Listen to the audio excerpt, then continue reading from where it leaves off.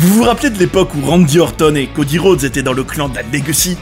Cody était un homme de main pour ce psychopathe exceptionnel. Mais entre-temps, les deux hommes ont vécu énormément de choses.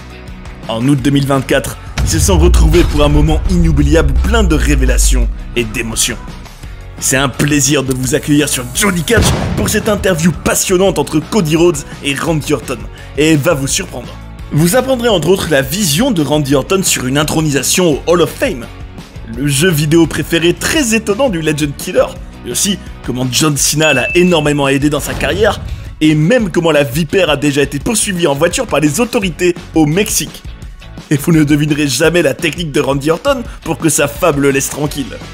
Vous êtes bien sur Johnny Catch, Randy Orton en interview avec Cody Rhodes, partie 1, c'est parti. Mesdames et messieurs, je suis l'American Nightmare Cody Rhodes, et aujourd'hui, j'ai un sacré invité. Un 14 fois champion du monde, le champion du monde le plus jeune de l'histoire de la WWE, mon mentor dans ce business, le Legend Killer, la vipère. Je pourrais encore continuer longtemps pour cette personne. Mesdames et messieurs, Randy Orton. Quoi de neuf, man? Merci pour tout ça. Santé, man. Merci de faire cette interview avec moi. Il fallait que je la fasse avec toi. Dis-moi, j'ai tout de suite une question pour toi. Si tu devais rassembler une Dream Team de Randy Orton, qui tu mettrais dans ton équipe? Oula, c'est pas facile. Je me vante d'être un bon père et un bon mari. Alors, il me faudrait ma famille avec moi. J'ai 3 filles à la maison. Elles doivent être là aussi. Spike, Harley, Max, Rob, Mike, Anthony, Alana, Brooklyn et ma fabuleuse épouse Kim. Ils seraient tous à mes côtés. Je pense qu'on se débrouillerait bien. Je laisserai Kim tout faire. C'est une dure à cuire. Tu as dit que tu étais un père et un mari avant tout. Tu es aussi réputé pour être sur la liste des mecs 2. Hé, regarde. Toi, moi-même, Seth Rollins, The Miz. C'est une super liste. J'avais jamais vu les choses de cette manière. Quand j'étais plus jeune, je ne faisais pas partie de cette liste. Et on va dire que c'était une façon différente de passer ma journée. Je suis très heureux d'être sur cette liste. J'ai de la chance, man. Vraiment. C'est drôle. Hé, si vous n'êtes pas sur cette liste de personnes que j'ai citées, ne le prenez pas mal. C'est juste des mecs qu'on connaît comme étant avec Kim, Maryse, Brandi Rhodes, Kevin Owens aussi. Carrément. Un vrai père de famille, ce Kevin. Si je vois un gars qui est super avec ses enfants, et plus particulièrement s'il a des filles, je suis sensible à ça. J'ai vu Tommaso Ciampa avec sa fille Willow aujourd'hui. Incroyable. Rien que voir un homme avec sa fille, voir cette relation. J'aime mes fils. Mais il y a quelque chose de spécial quand on est le père d'une fille. Toi aussi, tu sais. Si Brandi et moi décidions d'avoir un deuxième enfant, c'est pas encore au programme, mais bon, t'en sais rien. Laisse-moi te dire quelque chose. Parfois, des choses arrivent, et d'un coup ta femme te dit « Chérie, je suis enceinte !» Ce n'est pas forcément des choses qu'on prévoit, mon pote. Je serais euphorique si j'apprenais que je vais avoir une autre petite fille. C'est tellement incroyable. Tu m'as envoyé une carte de Noël. C'est celle où on a tous des chaînes en or? Oui, c'est une tellement bonne photo. Mais... Quoi? Comment ça? C'est une tellement bonne photo, mais... Je me revois à la regarder et me dire qu'on aurait dit un groupe de musique. C'est ma femme, ça. Elle disait, toi tu vas ici, toi tu vas là, toi tu regardes par là, ton doigt un peu vers ta gauche, Brooklyn, fais ça, Randy, assieds-toi là. Ok, comme tu veux.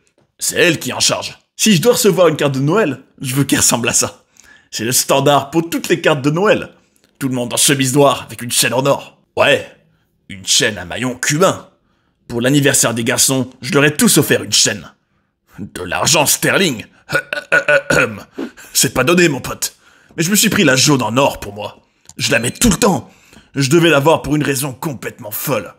Je l'ai portée pour cette carte de Noël, et je l'ai portée au Hall of Fame. J'étais tellement gêné de porter une chaîne en or que je l'avais mise sous ma chemise pour que personne puisse la voir. Wally était là-bas, et il a vu un bout de la chaîne. Il m'a dit que je devais la sortir. Alors, pour le reste du Hall of Fame, je portais mon costume, fait par mon pote à Gentleman's Playbook, qui fait des super costumes. Je suis assis au Hall of Fame, Paul Heyman est sur le point de passer en premier, et je lui envoie une petite photo que j'ai vite prise de ma femme et moi, juste pour qu'il voit à quoi ça ressemble. Je lui demandais « Hey, ça passe ?» J'en sais rien, moi. Je lui disais « Hey mec, cette chaîne sort de nulle part. » Je lui demandais si elle passait bien. Il me dit Ouais, ça passe bien. Il a tweeté la photo. Dès 2018-2019, j'ai commencé à faire mes costumes. Il me disait qu'on devrait faire un truc sur les réseaux sociaux, prendre des photos, et il se ferait 500 $ pour le costume.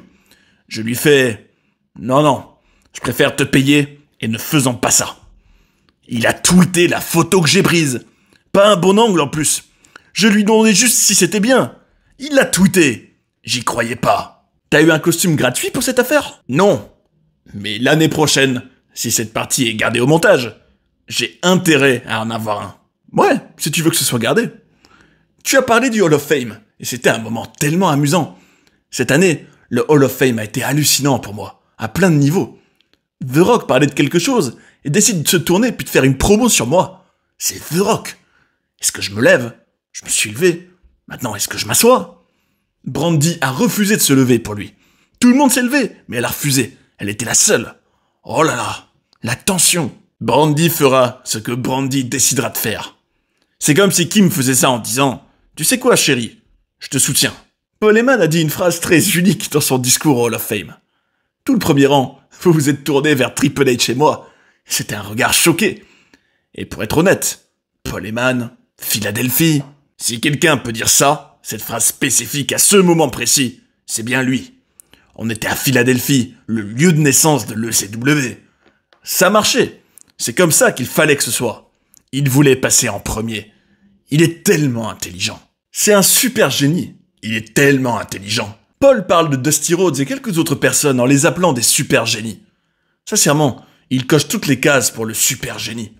Il voit tout avant tout le monde, tout le temps. Chin-chin en l'honneur de Paul Heyman. En parlant du Hall of Fame, c'est le moment idoine pour moi pour te poser une question. Tu as conscience que ton niveau d'influence, ton héritage, ta carrière est digne d'une intronisation au Hall of Fame de premier plan. Si aujourd'hui, on déterminait les critères pour entrer dans le Hall of Fame, tu y serais direct. Avec ça en tête, qui ferait ton discours d'introduction? Oh mon Dieu. J'y réfléchis. Alors déjà, Rey Mysterio est entré dans le Hall of Fame, mais il était encore en activité. C'était cool, c'était différent. Je crois que c'était vers Los Angeles. C'était WrestleMania 39. On était où déjà? Los Angeles. Ok. Comme aujourd'hui, on est aussi à Los Angeles. Ça avait du sens pour plusieurs raisons pour Rey Mysterio. Le fait qu'il vienne de cette région, mais le fait qu'il était toujours actif, qu'il devait venir au travail le lendemain. Je dirais que si je suis assez chanceux d'entrer dans le Hall of Fame, je voudrais que ce soit quand tout est fini, quand je suis à la retraite. Je trouve que c'est à ce moment-là que ça doit arriver. En ce qui concerne la personne qui doit faire mon discours d'introduction, bon sang, j'ai même pas envie de le dire, parce que la personne se sentirait obligée de le faire.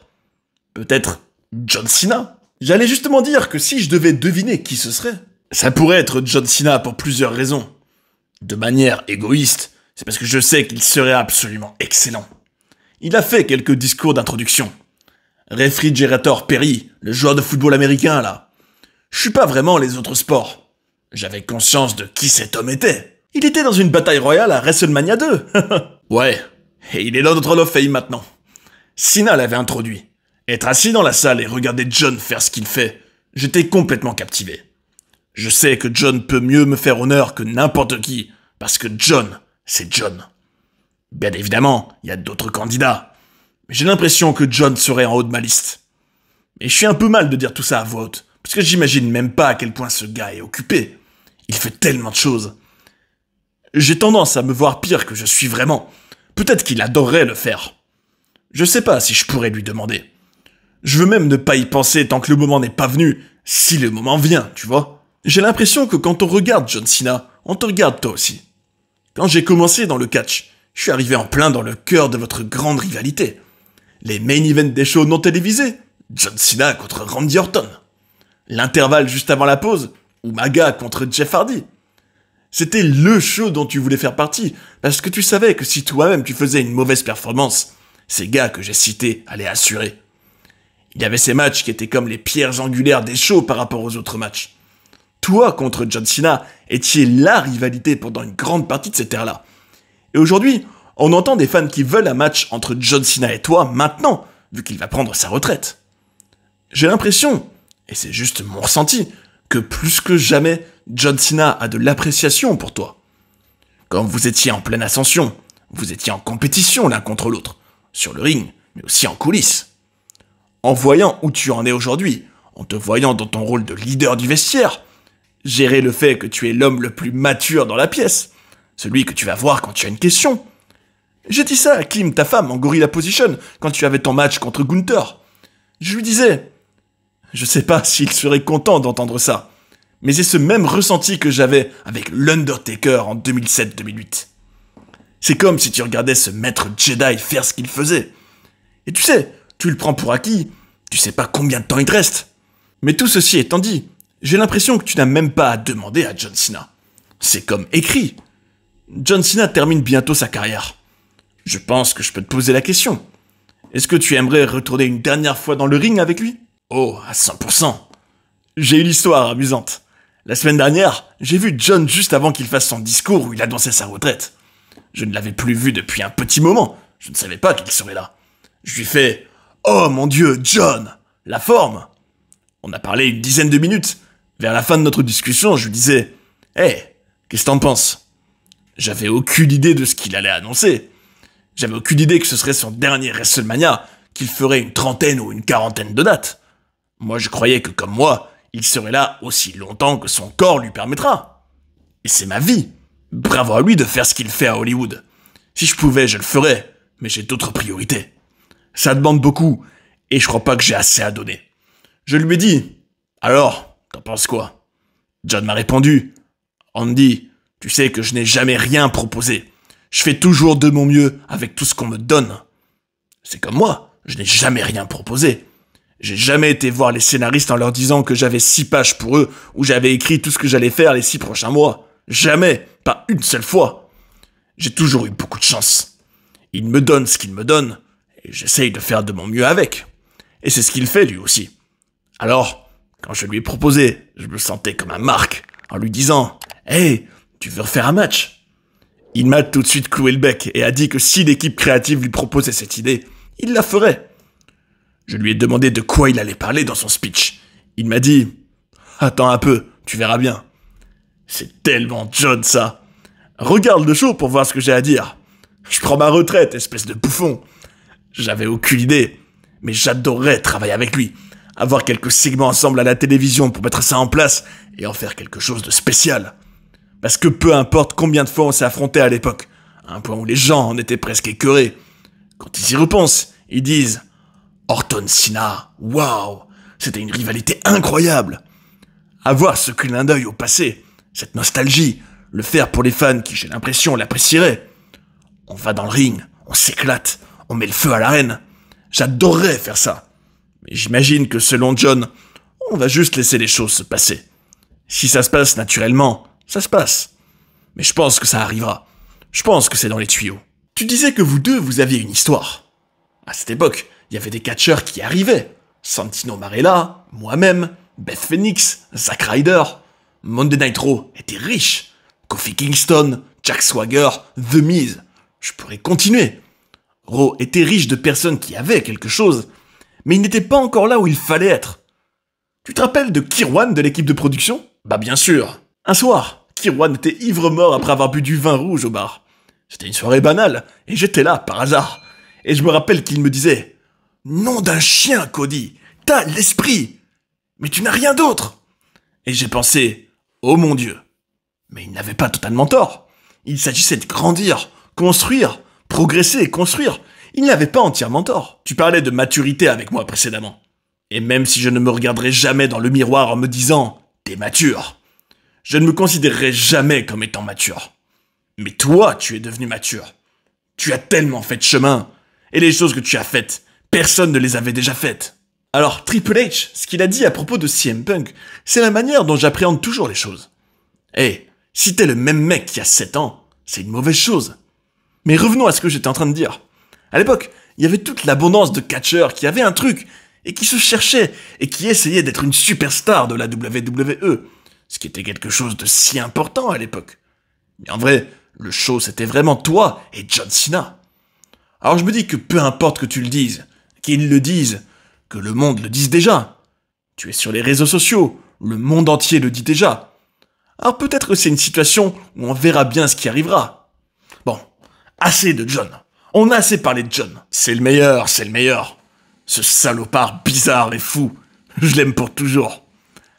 Assez parlé de John, et voilà que je continue. C'est quoi déjà? C'est pas Peacemaker, Peacekeeper? Peacemaker? Peacemaker, ok. Waouh, quel rôle pour ce mec. C'est vraiment lui. J'ai l'impression qu'il a improvisé pendant toute la série. Il est vraiment Peacemaker. James Gunn, le créateur de la série, et lui ont vraiment réussi quelque chose de spécial, parce qu'il l'a compris. Il l'a compris, et si tu peux le comprendre, mon Dieu, fonce. Il a survécu à cette sorte de changement de l'univers d'ici. C'est en train de changer, et il a survécu. Et maintenant, il est dans le jeu vidéo Mortal Kombat. Et oui, je lui ai mis un texto. Je sais pas si tu joues toujours aux jeux vidéo. Ouais, maintenant c'est toi. Elden Ring. J'adore Elden Ring. Ce jeu est sorti au mois de février 2022. Laisse-moi aussi dire en amont que j'étais blessé. J'avais eu une opération de fusion vertébrale. Or, j'avais beaucoup de temps devant moi. J'ai passé 600 heures sur le jeu. 600 heures sur Elden Ring. Ouais, j'adore ce jeu. Le DLC vient de sortir. Voici jusqu'où les choses sont allées. L'autre jour, tu m'as demandé quelque chose sur Elden Ring. Je t'ai pas menti. Tu as dit que tu y jouais. Moi non. Je savais pas. T'as pas le temps. Man, tu déchires tout et t'as pas le temps. Et je comprends pourquoi. J'aimerais parler d'Elden Ring avec toi. Crois-moi. J'aimerais savoir plus de choses sur ce jeu. J'aurais aimé que tu sois un camarade Tarnished comme dans le jeu. Mais tu ne l'es pas. Alors... Tarnished, c'est quoi? C'est la langue dans le jeu? C'est un délire. Ouais. Mon pote, j'y passe des heures. Les enfants vont dormir. Je donne l'iPad à ma femme et je lui dis « Hey, achète des trucs sur Amazon. » Et moi, je joue. Bon sang, c'est Noël tous les jours à ma maison. Le mec d'Amazon est là. Ding dong. Hey, Jim. Il a une pile de colis. Mais elle trouve des bonnes affaires partout. Elle est géniale. Elle trouve toujours les bonnes affaires. Mais ouais, elle achète des babioles pendant que je joue à Elden Ring. On a été faits l'un pour l'autre. Y a pas de doute. J'étais loin de la WWE à l'époque et j'entendais des histoires comme quoi Randy Orton avait changé. Et je pensais, non, c'est impossible de changer Randy. Il ne fait plus sauter de la dynamite dans le lobby des hôtels maintenant? Comment ça il a changé? T'étais aussi au Mexique cette fois-là? Non, je l'ai juste entendu cette histoire-là. Mais j'étais présent pour, je dirais, ma préférée. Les Fédérales en avaient après moi, Paul London et Brian Kendrick. On a sauté dans un taxi. Oh mon Dieu, et j'avais laissé tomber le dernier bâton. C'était des quarts de bâton de dynamite, et tu pouvais les acheter là-bas. J'ai laissé tomber le dernier bâton sous le car qui nous emmenait à l'arène le lendemain. On a sauté dans le taxi. Tout le long, on était suivis par les Fédérales. Alors, Paul London parlait un peu espagnol, et il était là. Les mecs, les flics nous poursuivent. Il parlait au chauffeur, il lui disait où aller. J'étais mort de rire. Avec le recul, il aurait vraiment pu me tataner. On a fini par rentrer. Le lendemain, on chargeait le car, et je me dis, tiens, je regarde sur le car, je vois le quart de bâton de dynamite. Je le prends en me disant que je le garde pour plus tard. Et je crois que c'est celui-là qui a explosé dans l'atrium de l'hôtel. C'est une histoire qui n'est pas assez connue. Dans la prochaine partie, vous apprendrez entre autres comment Randy Orton est tombé amoureux du Nutella en 2024. Qui est le plus grand catcheur de tous les temps selon lui, mais aussi pourquoi il a vécu une dépression en 2022 et même pourquoi Cody Rhodes avait une photo de Randy sur le mur de sa chambre. Et vous ne devinerez jamais pour quel film Orton avait passé un casting. En tout cas, on a pu apprécier la complicité entre les deux hommes, leur vécu commun. Elle nous a permis d'apprendre plein de choses très intéressantes sur eux. On a appris à mieux connaître le Legend Killer et comment il est dans la vie au quotidien. J'en viens à vous proposer un débat. Selon vous, la Legacy était-elle le meilleur clan à la WWE dans les années 2000? Venez en parler dans les commentaires, je me demande bien ce que vous en pensez. Et ce sera intéressant de partager nos avis parce que c'est le catch comme on l'aime. D'ailleurs, si vous voulez découvrir nos documentaires sur des personnages fascinants comme Viscera ou Umaga, cette playlist devrait vous intéresser. Et sinon, cliquez ici pour apprendre plein d'autres coulisses et controverses de la WWE. J'espère que vous avez passé un bon moment devant cette vidéo et je vous invite à rester sur Johnny Catch pour en voir d'autres. A tout de suite. And that's the bottom line, 'cause Stone Cold said so. What?